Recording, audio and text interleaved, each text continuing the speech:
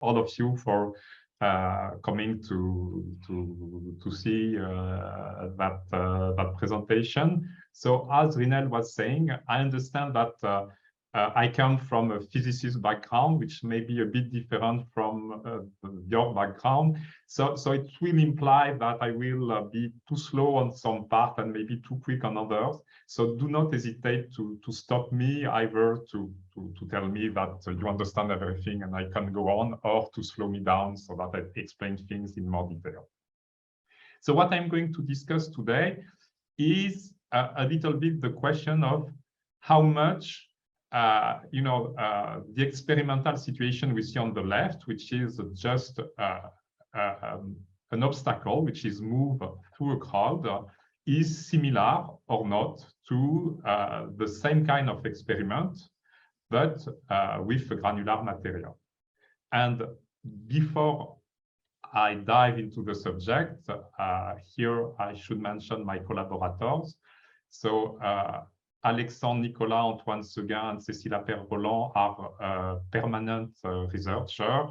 Alexandre in Lyon and Antoine and Cécile in Paris-Saclay. And Inerki, Matteo, Théophile, and Thibault are PhD students and postdocs. So it's a relatively large crowd, because even though what I'm going to tell you today, you'll see, is eventually relatively simple, it requires, to address different facets of the problem, and so we had to gather that expertise. Okay, so as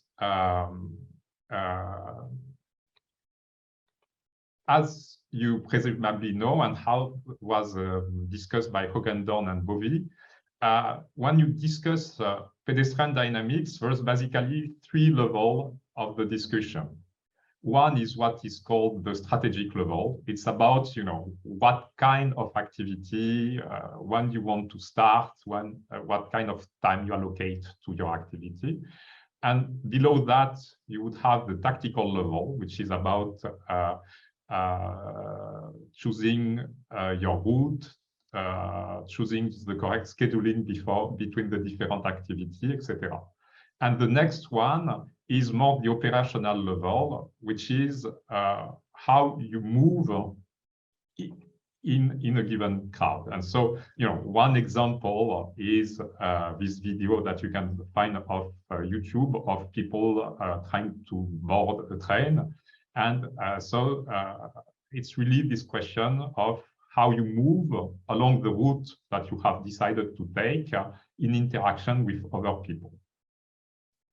And of course, we want to have a much more controlled situation. So the actual experiment we will consider today is this one. So it's simply a crowd of pedestrians, and there's one pedestrian surrounded with a cylinder, and he will just move across the crowd, and we'll see how people move in terms of to avoid the obstacle. So something very simple, very controlled. And you can gather statistics. And so in the case I'm going to discuss in more detail here, the mean density of pedestrians is about 2.5 per square meter. The velocity of the obstacle is 0.6 meters per second, and the radius is a bit larger than the size of a pedestrian, which is 0.3 meter. And so what you can measure is the density, which is shown on the left, and the velocity plot. And what you observe is relatively remarkable. So a couple of things which are relatively remarkable. The first one is that the density is relatively symmetric in front and behind the cylinder. So there's a kind of channel in front of the cylinder and behind the cylinder, and the higher density is on the side of the cylinder. And if you look at the velocity plot, you understand that this is related to the fact that people do not move away from the cylinder, but move sideways. The motion is lateral. Okay. And so the first question you can ask is, can we interpret that with dynamical model? So what I call dynamical model, yes? Excuse me. Yeah, I have a question. Why in the control experiment people have different colored hats? Is it related to know where they are positioned? So the hats are used to be able to follow them. So you in the experiment, there's a camera on top, and this camera is able to follow the hat. It doesn't follow anything else than the hat. So I don't think the color had any particular meaning. Okay. You know, it's simpler if you have different colors, but I don't think it had any particular meaning. Yeah, I was not in charge of the experiment. I was one of the guinea pig in the experiment, actually. I was one of the pedestrians. So what I call a dynamical model is just a model in which you have particles interacting with forces, and we see what this gives. And so the simplest is to look at a granular model. And so that's what we did. And so you see the obstacle moving, and here we have grain, and we just add a Gaussian noise plus some inelastic collision. And if you do this, what you observe is extremely different from the experimental observation for the crowd. You see a very large density in front and a lower density in the back. And this is associated with the fact that the motion is away from the cylinder. The cylinder is just pushing the grain, which is what you expect. And of course, not at all what is observed experimentally for the crowd. So just one remark. So you could do the same simulation, but without the Gaussian noise. So then the situation is even worse. You see that you have a very high density in front, and it's completely empty behind the obstacle. And if you look at this video of sharks in, with fishes, it looks much more like that. So it's really possible that for some animal behavior, this granular kind of description could be valid. But we see that for human behavior, clearly that would not work. So can we do better than granular model? Of course. So people have developed notion of pseudo forces or social forces. So people avoid each other, but not because of contact, just because they want to avoid being too close one from each other. And this kind of model based on this social force are still at the heart of several commercial software products. And more recently, you have this series of papers, in particular from Caramuza and co-worker, where the social force are a bit more complex because they depend on future position rather than on the current one. So it's people try to avoid the first collision, taking into account the velocity of the other pedestrian. So this introduced a little bit of anticipation, but on a very short time. So we did also some simulation using a model inspired from this paper of Caramuzas and co-worker. And what you get if you optimize as much as you can the parameter of the model, which is this kind of density plot and velocity plot. And you observe that even though the density is still not very similar to the one of the experiment, it's closer. But on the other hand, the velocity plot is extremely different. So from those simulations, what we can conclude is that simple dynamical model, so clearly the granular description, but also presumably the original social force, will fail drastically to reproduce even the qualitative feature of the experiment. And even the more modern version of this model, the one which takes into account a little bit of anticipation through time to collision, will and are struggling to do so. And on the other hand, it's relatively easy to understand what is going on. The experimental observations are actually rather intuitive. What happened is that pedestrians anticipate that it will cost them less effort to step aside and to resume their position than to go away for a long time from the incoming obstacle. So it means that presumably it's not hard to reproduce that experiment, but you need to take into account anticipation.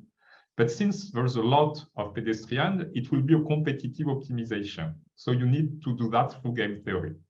And since you have a relatively large and dense crowd, it's a many-body problem, and then you want to do mean field. So that's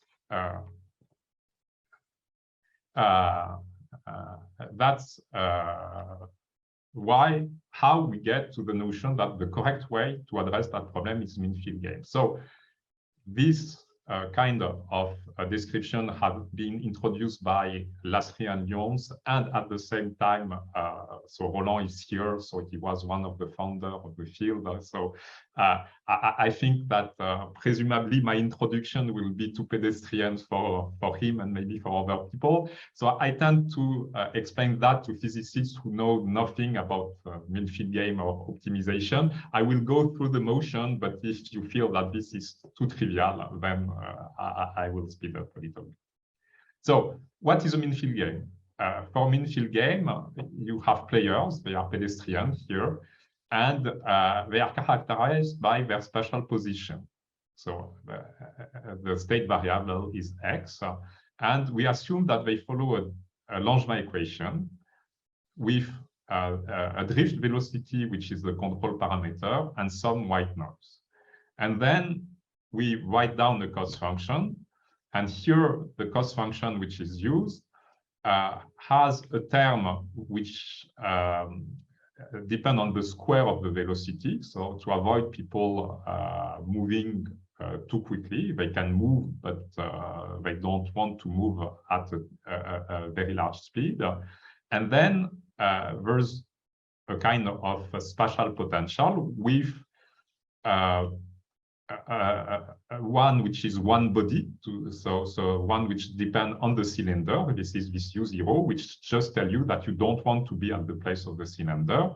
And the other one depends on M. M is the empirical density of pedestrians, and this tells you that you don't want to be at a place where you have too many pedestrians. So I insist on the fact that this is the simplest model that you can introduce in mean field game. We didn't try to do anything sophisticated. It's I think the first model introduced by Lasry and Lyons. So we didn't change anything about that. Okay, so solving the optimization problem. So basically, you have a cost function and you have a control variable, and you want to choose this control variable to minimize this cost function. So I assume you are extremely familiar with Bellman equation and everything. Excuse me, just on the equation there, Denis, the velocity v is how is that defined? The v's in the cost function in the. So v is not a velocity; it's a potential. I'm sorry. The velocity. I'm sorry for the notation. A is the drift velocity. Okay, and the small bold-faced v. The small bold-faced v. In the U0 potential. Oh, excuse me. Yes, so that's the velocity of the cylinder. Right. Okay, thanks. So it's just what was 0.6 meter per second. It's a constant. Fine, thanks. I'm sorry, yes. So it's a reference frame velocity in that sense, is it? Exactly. And we'll go to that. Thank you. So, as you most presumably know, the way to address this kind of optimization problem is to use, the notion that optimization between two ends can be obtained by cutting in the middle and, optimizing on the left, on the right, and then on the middle point. And if you do that with an intermediate point, which is very close to the initial one, you get a differential equation. And if we introduce the value function, which is the optimal choice you can make for your cost, then applying this kind of approach, we get the Bellman equation, which is written here. And the important point here, so it's backward with a boundary condition given by this. The optimal control is given by taking the velocity as the gradient of the value function. And the important point here is that M here is the empirical density a priori. So it involves the position of all the other players, which lead to n-coupled differential equation, which is a many-body game theory. So that's very complicated. But if you do a mean field approximation, so it means in that case that you replace the empirical density by its average value, which is deterministic, and then you decouple the different agents, and what you get is instead the coupling between a collective stochastic motion and an individual optimization. So in practice, it means you have on one hand, the evolution of the mean density given by the Kolmogorov equation, which is written here.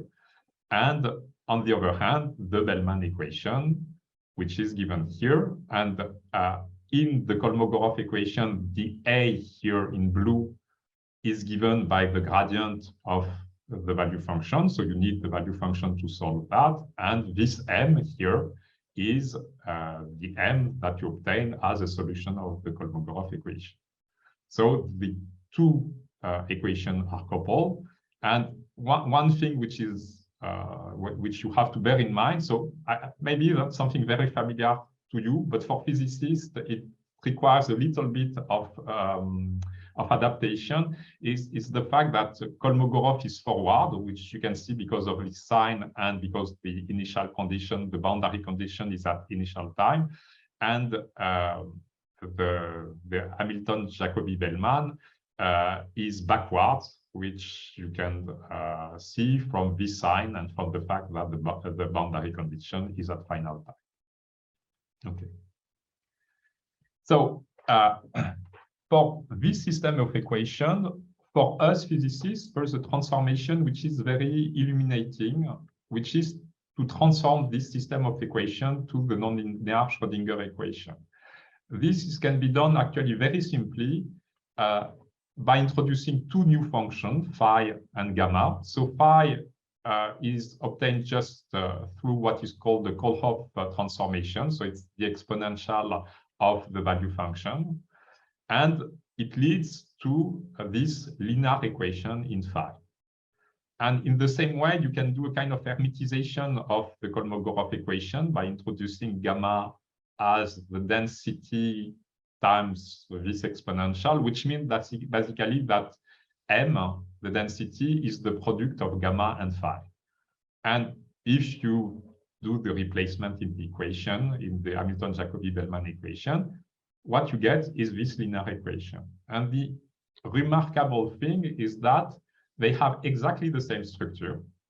They differ only because of the sign in front of the time derivative, which is a trace of the fact that this one is backward in time and this one is forward in time.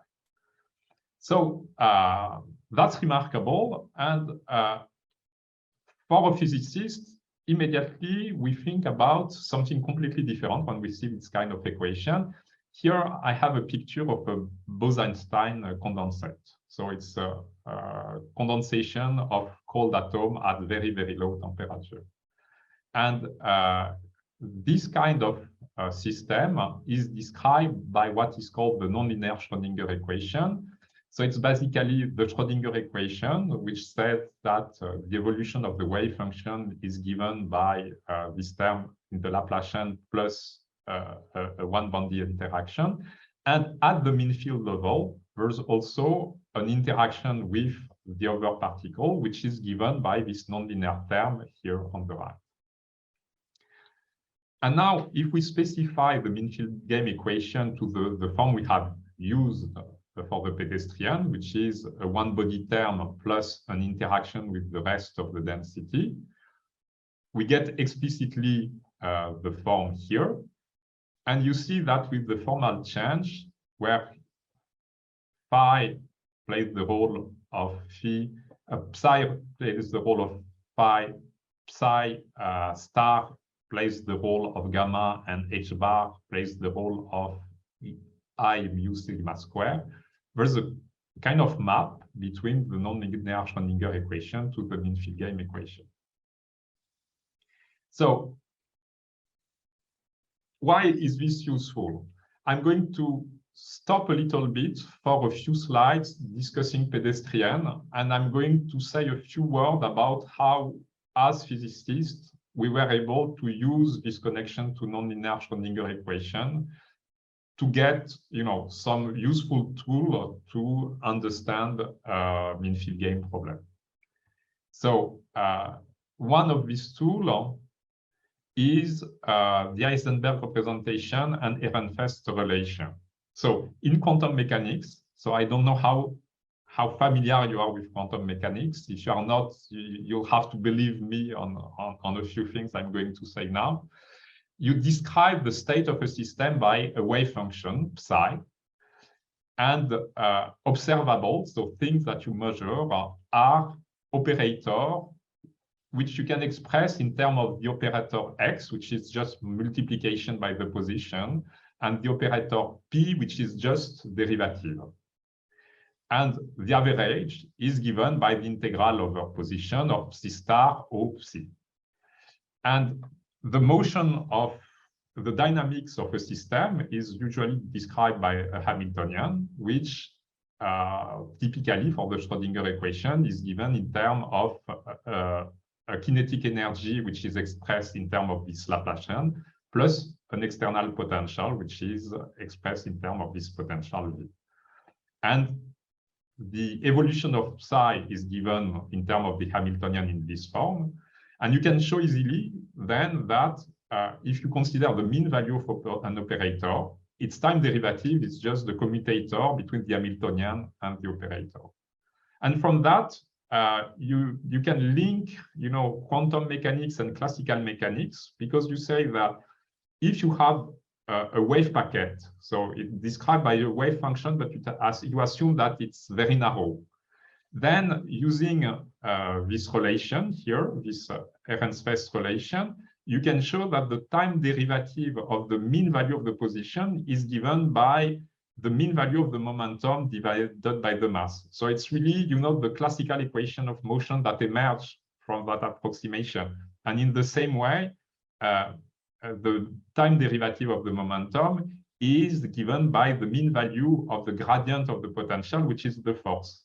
And so you recover at the average level the Newton equation of motion through this kind of approximation.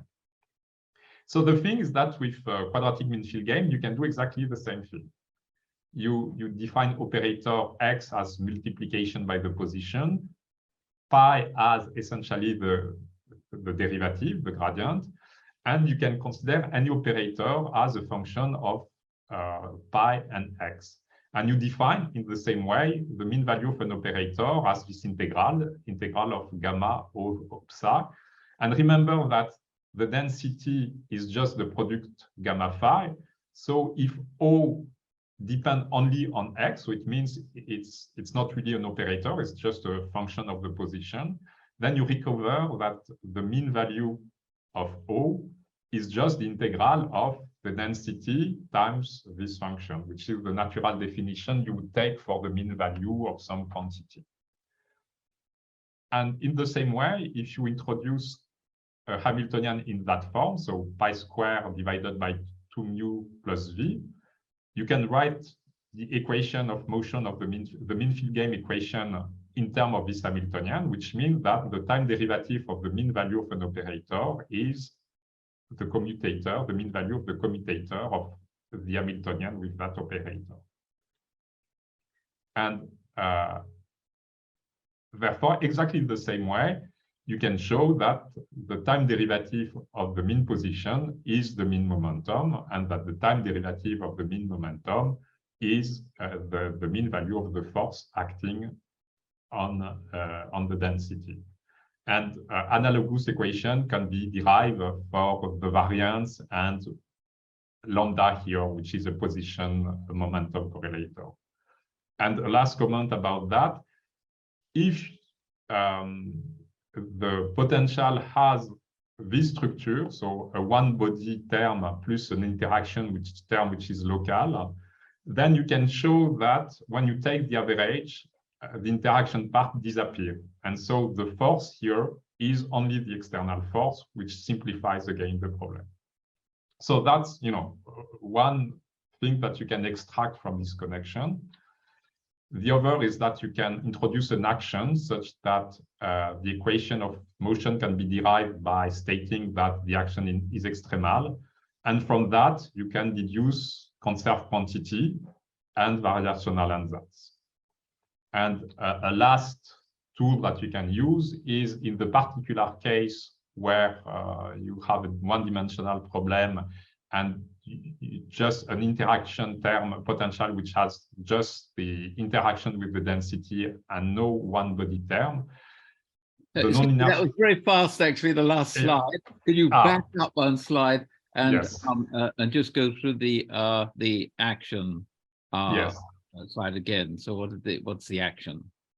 So in this case, so the action is the one written here. So it's a functional of gamma and phi. So an integral of over time and position of this combination of phi and gamma. So the first term can be interpreted as a kind of we'll get the time derivative. This is essentially a kind of kinetic energy. That's a one-body energy. Oops. And this will lead to the interaction between with the density. And you can see that if you start from that and you take you express that the action is extremal with respect to variation of gamma, then what you obtain is the equation of motion for the function phi. And in the same way, if you expect that this action is extremal with respect to variation of phi, you get the equation for gamma. So you do retrieve the HJB and the FPK in that way. Yes. Yes. Okay. There's quite a stretch of intuition on the action, if I'm. No, the thing is that, of course, guessing this action is not at all trivial, but it's known for decades in the context of the nonlinear Schrödinger equation. And so it's very easy to transform it into the form which is valid for the mean field game equation. I mean, to interpret that in terms of MFG is quite a stretch of the intuition, even if it's well known, so to speak, the structure in physics. Okay, that's a subjective remark. Please go on. Yes, okay. And yes, so in this very particular case, so one-dimensional problem with this specific form of the potential, then you can use that the nonlinear Schrödinger equation, and thus the mean field game problem is what's called integrable, which means that you have an infinite number of conserved quantities. And then there's a technology that allows you to compute recursively all this conserved quantity, and that puts a very strong constraint on the way, on the dynamics of the mean field game. In the Thomas Fermi regime, so when the noise is very small, you can also show, again, due to integrability, that you have a scaling solution to the mean field game problem. So that was just to give an indication about how you can use this connection with the nonlinear Schrödinger equation. But now I will go back to pedestrian motion. So maybe, I don't know if you have question about that, but I will completely forget that information and just go back to the original problem. So what we want to do is to solve, so the first thing, to solve numerically this mean field game problem. So we have a propagation of phi and gamma with boundary condition, and in the end we want a self-consistent condition. So what we do in practice, we assume some initial density. With this density we solve backward for phi. We deduce the initial condition for gamma 0. We solve forward for gamma. It gives some some final density, and if the final one is the same as the initial one, we have the self-consistent conditions, so we stop, and if not, we continue the loop. And if we do that, we get essentially this.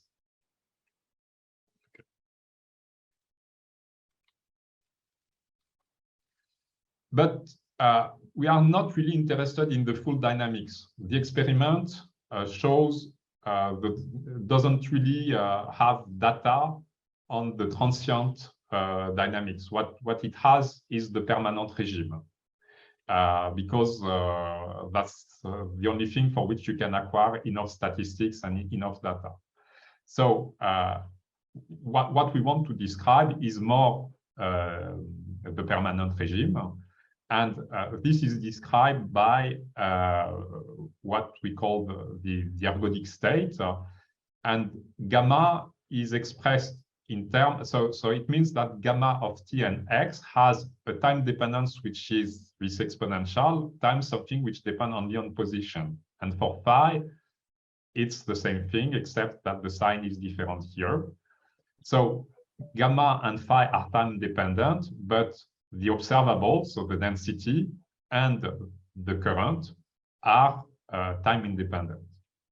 And if you go into the cylinder frame, because you can have a permanent regime only in the cylinder frame, then you can show that phi and gamma follow this equation, which are now time independent, with a lambda here, which can be shown to be given by minus j m0. So m0 is the density far from the cylinder, minus this term, which depends on the velocity of the cylinder. And if you compare what you obtain with the time-dependent problem when you reach the ergodic regime or with the time-independent approach, you see that indeed you obtain exactly the same result. And one remark, in the ergodic regime, you have a symmetry. If you exchange gamma and phi and use time reversal invariance and exchange y and minus y, which tell you that the solution you get is exactly symmetric if you reverse top-down your figure. So, yes. So now, one of the things which is important is that although you have a lot of parameters describing your mean field game equation, you have the strength of the interaction between the pedestrian, this kind of scale mu. We have the sigma, which is the strength of the noise, m0, which is the density far away from the cylinder. You can show that the pedestrian are described up to a scaling by only two quantities.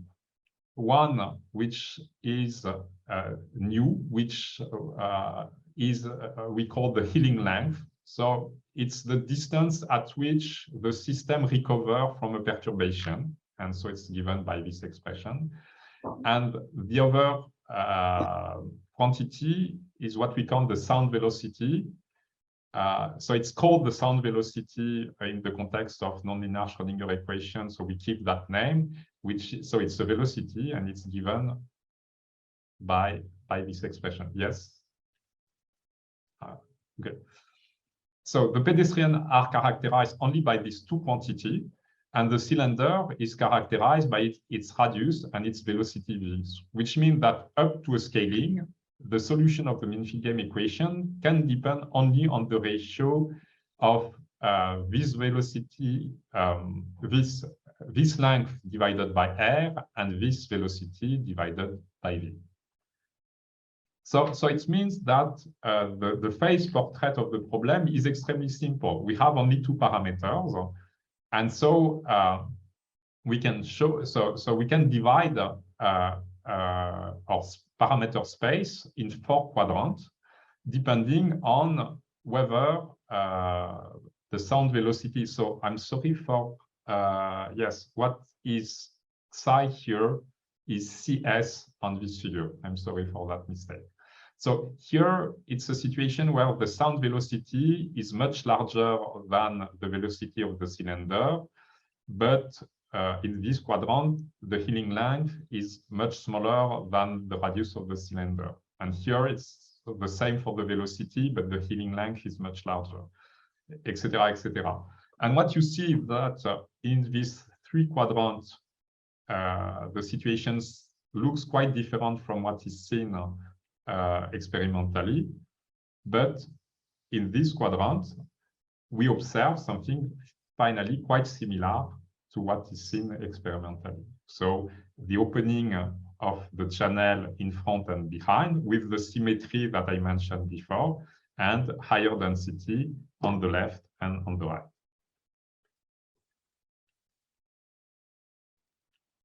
And now, if you adjust the parameter to get as close as possible from the experimental result, what you get is for a value of a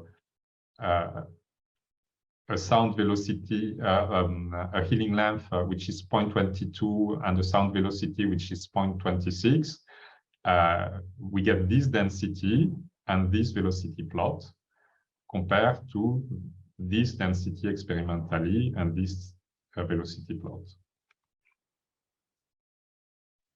I'm sorry, yes. Can I ask a question? Yes.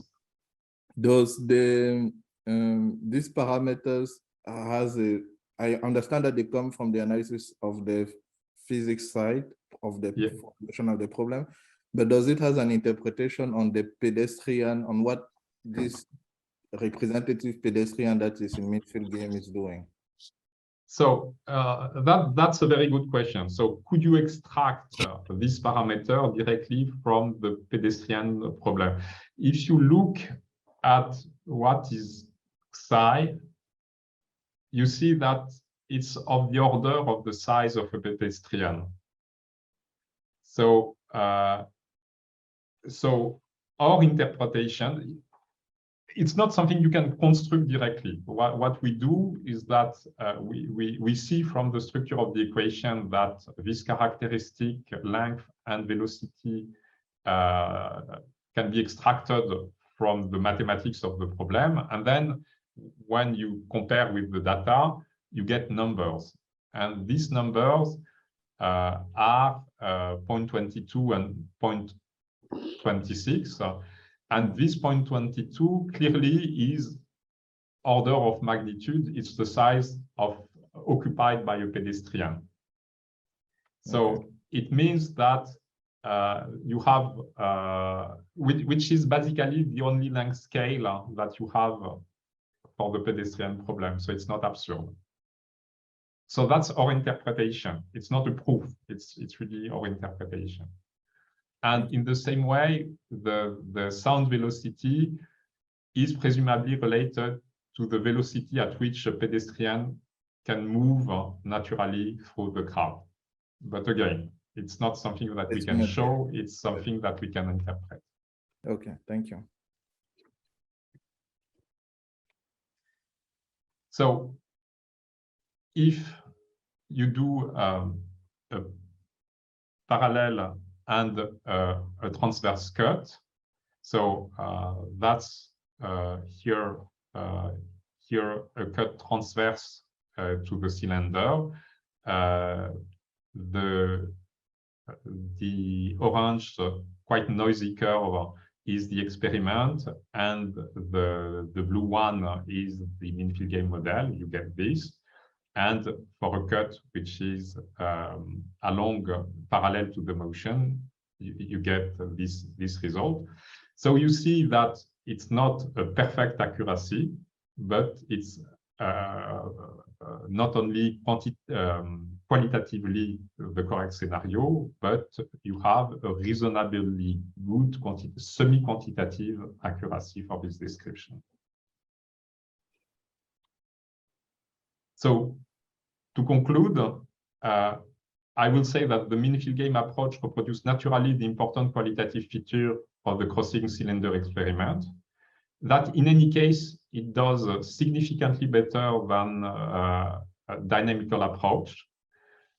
And not only for commercial software, but also for more modern research-oriented software.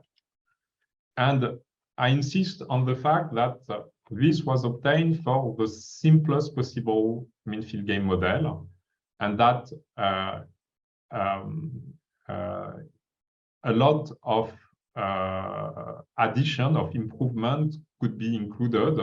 For instance, we could include discount ratio or congestion effect or other features. The cost will be to have something which is more complex and more difficult to analyze. That's why we prefer to address that problem with a simple model, but it could lead to a better quantitative accuracy. So we are not saying that mean-field gain is the solution to any pedestrian dynamics model. What we are saying is that there are clearly situations for which it's the correct approach to a pedestrian dynamics, and this will be when anticipation seems to be the leading driving force. And I will give, just one last example, which is a very simple situation where we try to give a simulation of metro boarding. So you imagine that as in the picture on the right, you have people on the platform in orange, and they try to board the train, but they have a finite amount of time to do that. So let me run the simulation. So you see that people get inside the metro, and at one point, so I will rerun and stop.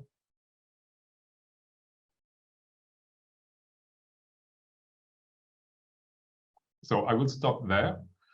When you get close to the end of the optimization, which is when the doors are going to be shut in a short amount of time, you see that people, there's a lower density here, which means that people renounce to get inside the coach. And that's an effect which is quite natural. At one point, you know that you will not get in, so there's no point in cramming with the other passenger. But that's something that clearly no dynamical model is going to be able to reproduce. So this is just to illustrate that one can certainly identify a significant number of configurations where anticipation play an important role, and for which clearly the approach through mean-field gain is presumably the correct one. So I will stop here, and I thank you for your attention.